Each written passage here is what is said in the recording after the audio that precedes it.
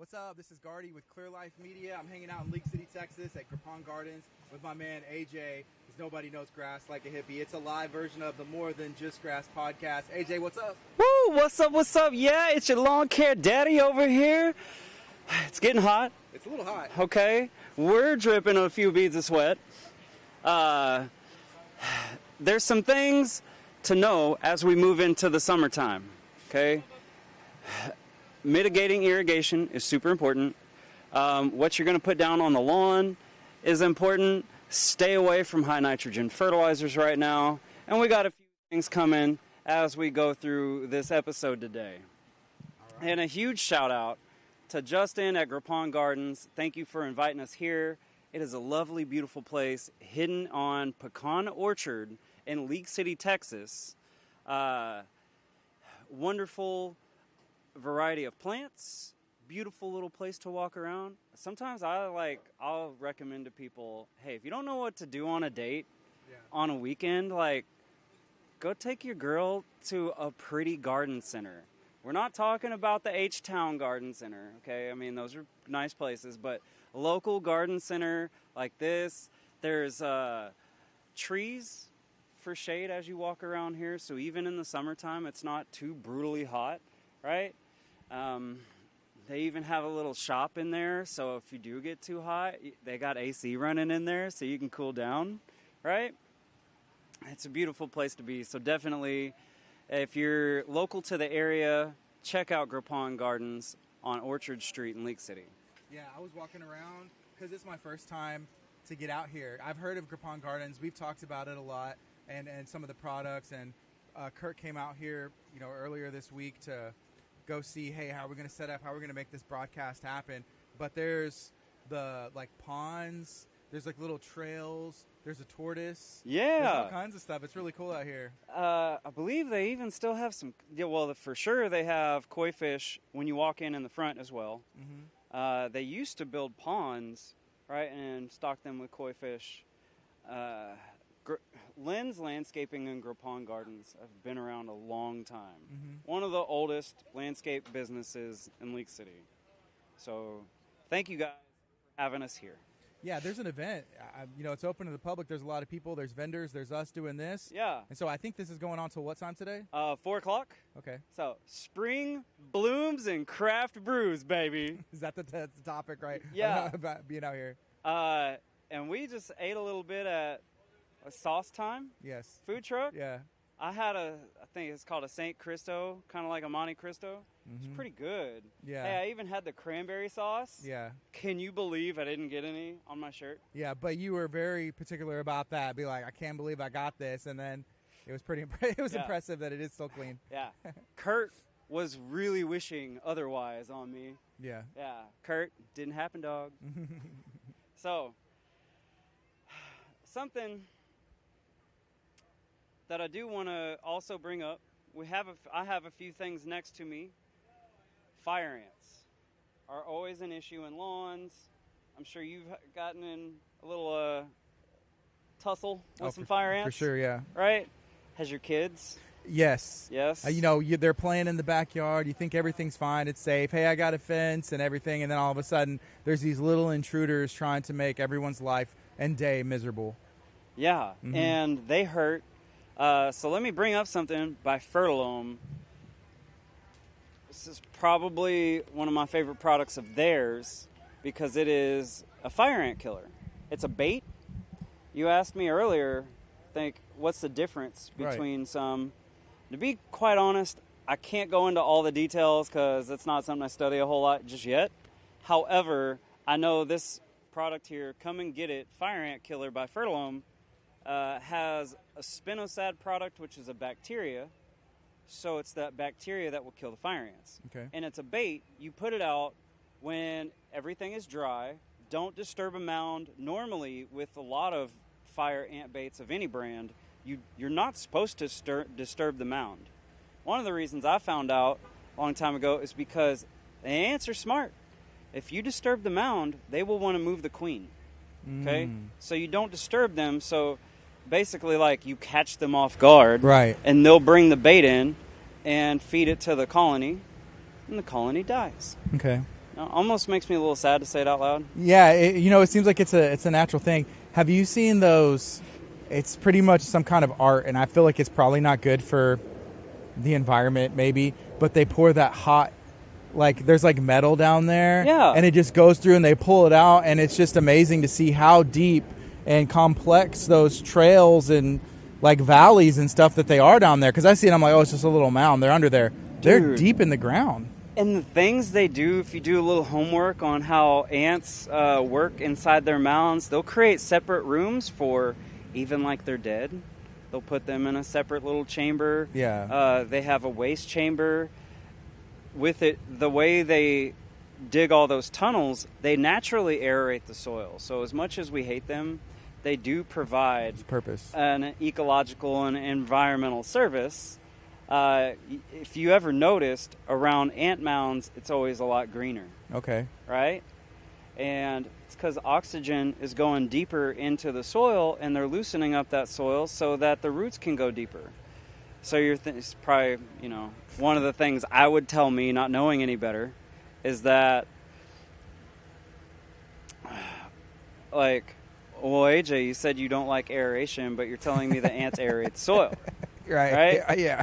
And I would say, hey, you're making a fair statement there, okay? I'm just not a fan of, like, ripping it up and tilling the soil versus the way the ants do it, to where they don't disturb the structure of the roots, and they don't largely disturb structures of biology in the soil, right? Whereas when we go through with our plow methods, basically, we're very much disturbing soil structure. I'm not going to lie, whenever you did say that they naturally do that, aerate or whatever, it honestly went through my mind. But they do it in a way that they're hardwired to do, and they, that's just what they've done for, years. Right. So there is that Come and Get It by Fertilome. Come and Get It Ant Killer. Really good stuff. Okay? Now, the other thing. Yes.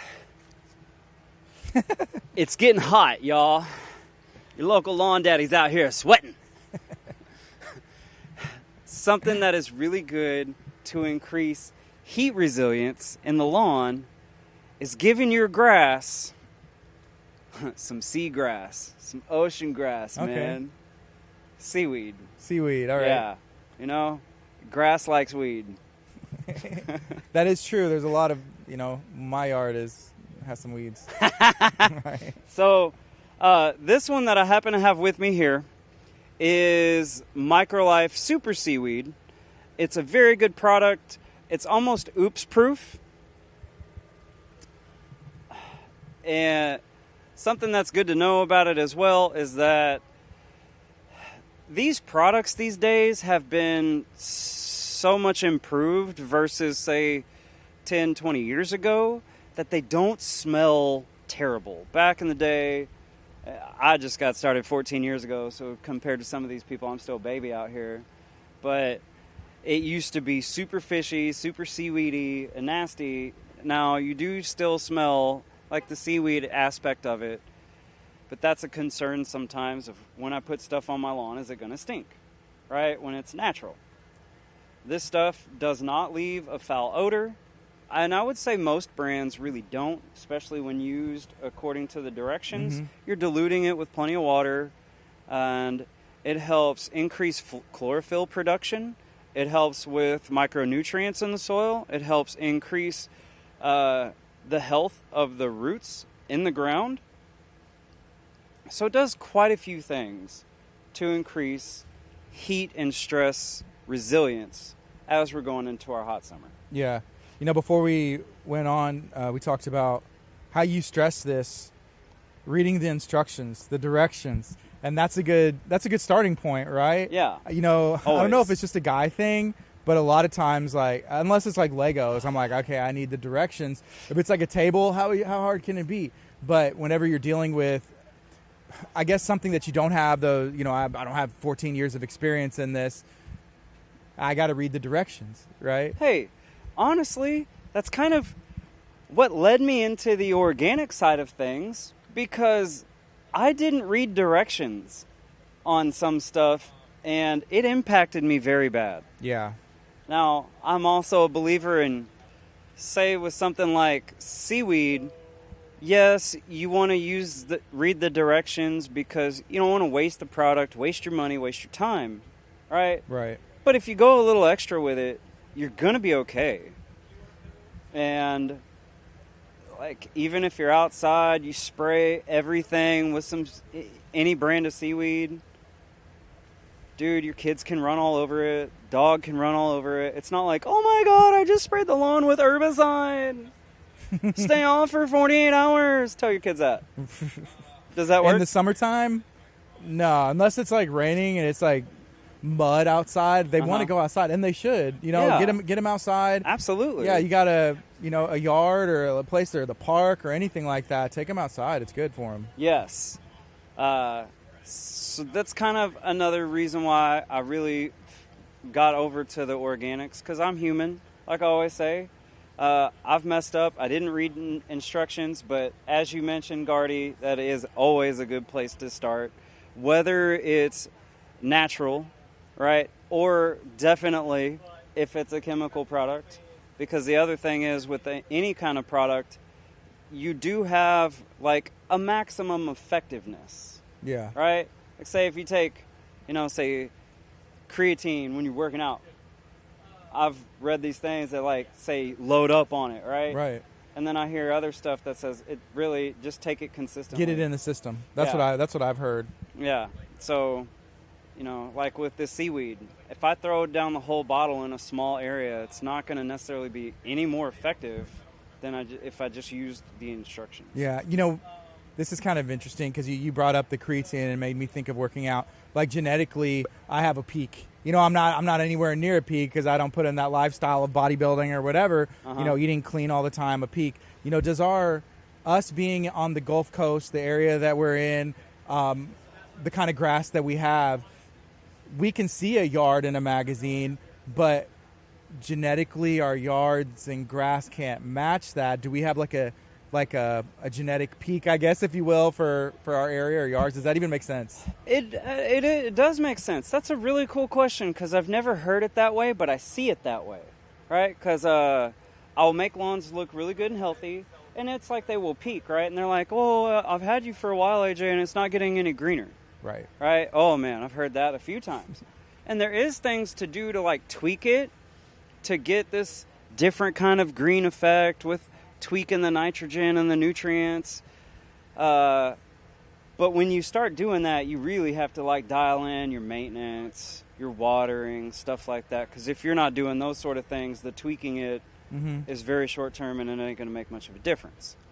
So cool enough, they're coming out with new varieties of St. Augustine. Okay. And I have a customer over in like Deer Park. He showed me the other day, he put down some palmetto sod, which isn't new, it's been around. They say it's shade tolerant. And then the common one most people get, that's at most garden centers, soil yards, what have you, is Riley St. Augustine. Dude, that palmetto St. Augustine was fire. Oh, what's the difference? It was just so much greener. It really was greener. Yeah. It looked like it was establishing a lot better. Now, I haven't done anything to prove this one way or another, but what I've also heard consistently is palmetto sod does better in shade versus Riley St. Augustine. Okay? And I forgot. I think the new one they're coming out is a Cobalt St. Augustine that's being developed and just started selling now, right? And then I'll just say it out loud because I know it's never going away. They have a freaking variety of St. Augustine you can spray Roundup on. It is Roundup ready. Oh, wow. St. Augustine. Yeah. Don't really want to encourage it, but it's out there. Because I know people are going to go nuts with the weed-killing trap, right? But I'd say, hey, go look at that price tag, okay? I haven't found out any of the new information about the Cobalt St. Augustine just yet, but I know people being aware of our conditions, they are trying to improve a grass or make a grass that's more resilient to our conditions. That's awesome. Right? Yeah. So to also further go into depth about that answer, you have different types of Bermuda. Okay, you got common Bermuda, you got Tifway 214 or something. Then you got different varieties of zoysia grass, like emerald zoysia, so beautiful. When you mow it and you cut it right, it's soft and lush. Those are slab lawns, baby. Soft and lush and beautiful. And then you kind of said like the picture and the peak, right? Right. What we see a lot of that is super irritating on these pictures, these videos, these commercials, it's usually a completely different grass type than our area. Right. I rarely ever see a St. Augustine lawn in a commercial, even with these local companies, right? Ooh, I guarantee you, no commercial for a local company shows you local grass. You know, is that because, well, that grass is better? Is it more expensive, or it just doesn't do good in our area? You know, and who decided, hey, this is what we're going to put down here? So you have warm season grasses and cool season grasses. Okay. Warm season grasses are for the south. Cool season grasses are for the north. One of the huge things about warm season grasses is you typically don't have to overseed them. With St. Augustine, let's just get this clear, there is no seed, so quit looking for it. If you think you bought a bag of seed of St. Augustine at Home Depot, go return it, get your money, because you're about to tell me to kill your new weeds. Okay? But up north, you can aerate, top dress a certain way, and overseed the lawn, because a lot of those north cool season grasses, do come in seeds, and you can overseed a lawn and fill it back in. In fact, because of the way they freeze up there, and they actually have true seasons versus our 3 days of 30 degrees, you know, their stuff does die off in a whole different way. Okay. Ours just goes dormant. Yeah. So that's a good question. So let me put it out there again. There is no such thing yet as St. Augustine seed. Okay, I got two questions. And one of them, I'm going to ask them both so I don't forget. Okay, how does the St. Augustine come to be then, since there is no seed? The second, outside of subdivisions a lot of time, they don't put those pallets down. They go and spray these ditches with this, and I'm guessing there's seed and maybe some other stuff. But that grass, they're not watering it. They're not doing anything, and that sucker grows, and they have to mow it multiple times. Why don't they just put that down instead of us having to, you know, do all the hard work and feeling like, hey, the fertilizer and all that stuff? It's like, bro, that stuff will just grow and go. What exactly kind of grass it is, I'm not sure. I'm guessing here, but like common Bermuda, fescues, stuff like that you can get in seed. It's called hydroseeding is what that process is, and it goes down with a fertilizer that helps those seeds germinate faster, right? Yes, it is very resilient stuff. Bermuda's resilient stuff. Fescue's resilient stuff. St. Augustine, if we left it alone more, it'd be more resilient, but that's just not how we're wired. You know, we're wired to like super manicure this stuff. Right. And it's really to our own detriment how much we're told to do to the lawn sometimes. It's the HOA. I'm here so I don't get fined. I'm trying to learn this stuff, right? You say it's the HOA. I say it's big mass commercial media marketing. Yeah. Right? If I don't kill the weeds, my neighbors are going to judge me. Oh, my God. I'm not for that, bro. But St. Augustine can be really resilient, too. One thing I notice about St. Augustine is sometimes the more you leave it alone, the better it is. Okay. Right? I was just at a customer's house yesterday and had Green servicing them for quite a while. I like that. It took me about 5 seconds to understand Green. Green. Okay. I heard of him. So, has that company servicing for a couple years, and you know, he's telling me, I believe this company ruined my lawn, And I'm just going to say, like I would tell anybody, there's multiple factors involved. So I don't want to fully point my finger at like any one company or service, right? There is the customer part of it, and there's my part of it of teaching and helping you understand further how to manage it. But he's looking to the right and to the left of him, and he's like, why aren't my lawns like these lawns? And I look over there, and he even shows me some stuff that says what they did to the lawn. And this is why I really want to, like, not point out a specific company on this, okay? Because one of those products is a pre-emergent, all right? It's called prodiamine. It is very prevalent in lawn care, no matter who's servicing it or what. It's a part of many schedules. It's a part of many recommendations. It's a pre-emergent, so it's supposed to help you stop the weeds. Let me tell you, if you messed up your watering or your lawn got impacted by chinch bugs last year, the last thing you need to do this year is put down a weed killer and a pre-emergent and an herbicide of any kind. And the reason why is because all that pre-emergent and all that herbicide will prevent your new grass from taking root. And you see it, you lift up the grass, you see all these runners bouncing all over the place like it's a little roller coaster down there. Yeah. Right? And if you don't know, it looks like take-all patch or a fungal issue. And sometimes it can be both. It can be a few different things.